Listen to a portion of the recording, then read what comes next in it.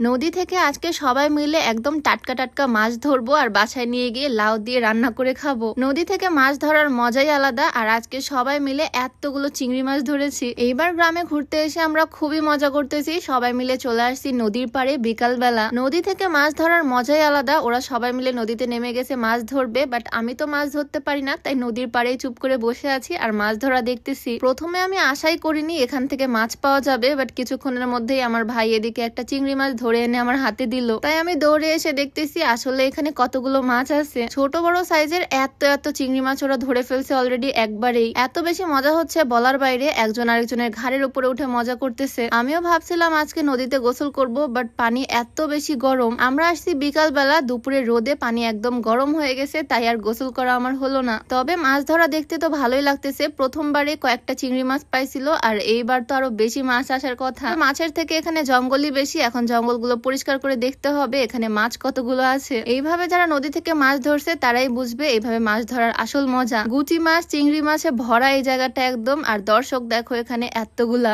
বাজারে যে চিংড়ি মাছগুলো পাওয়া যায় ম্যাক্সিমামই তো মরা, বাট এখানকার চিংড়ি মাছগুলো লাফিয়ে লাফিয়ে চলে যাচ্ছে। চিংড়ি মাছ আমার খুব পছন্দের। আর আজকে জালে এত এত চিংড়ি মাছ উঠতেছে, এগুলো সব বাসায় নিয়ে গিয়ে রান্না করে খাবো। ওদের মাছ মারা দেখে তো আমারই মজা লাগতেছে, মনে হচ্ছে আমিও নদীতে নেমে যাই, বাট আমাকে তো সে নিবে না। সে একা একাই আবারও যাচ্ছে নদীতে মাছ মারতে। এইটাই লাস্ট, কারণ অলরেডি সন্ধ্যা হয়ে যাচ্ছে। এইবার যে কয়েকটা মাছ পাওয়া যাবে সেগুলো আমরা নিয়ে যাব, দেন লাউ দিয়ে চিংড়ি মাছ রান্না করব। এই পিছিটা তো কাঁচা কাঁচা চিংড়ি মাছই খেয়ে ফেলতেছে। আমি তো দেখে পুরাই অবাক, রান্না ছাড়া কাঁচা চিংড়ি মাছ কিভাবে খেয়ে ফেলতেছে। আর ছোট পিচি তো এইটা দেখে বালতি নিয়ে দৌড়, কারণ এখানে থাকলে আর চিংড়ি মাছগুলো সে খেয়ে ফেলবে। এদিকে আবারও মাছের জাল নিয়ে ওরা চলে আসছে। এবার আমিও বসে পড়ছি মাছ বাছতে। দেখি এবার কতগুলো মাছ পাওয়া যায়। আচ্ছা, ভিডিওর মাঝখানে তোমাদেরকে একটু বলতে চাই, তোমরা যারা লম্বা হতে চাও, উচ্চতা বাড়াতে চাও, তোমরা চাইলে এই হাইটেক্স ফর্মুলা প্রোডাক্টটা ট্রাই করতে পারো। এটা বিএসটিআই কর্তৃক অনুমোদিত হওয়ায় কোনো রকমের সাইড এফেক্টের ভয় নাই। আর এটা দেহের হাড়ের শক্তি বৃদ্ধি করে, হাড়ের বৃদ্ধির মাধ্যমে মেইনলি উচ্চতা বৃদ্ধি করে। অর্গানিক সব ফেসবুক পেজ থেকে তোমরা এই প্রোডাক্টটা পেয়ে যাবা। পেজটা আমার ক্যাপশনে মেনশন করে দেওয়া থাকবে। যাই হোক, বাঁচতে বাঁচতে গুচি মাছ পেয়ে গেলাম, মানে সাপের মতো ছোট ছোট যে মাছগুলো হয়। আর চিংড়ি মাছের তো অভাব নাই, মাশাআল্লাহ এত এত চিংড়ি মাছ উঠছে।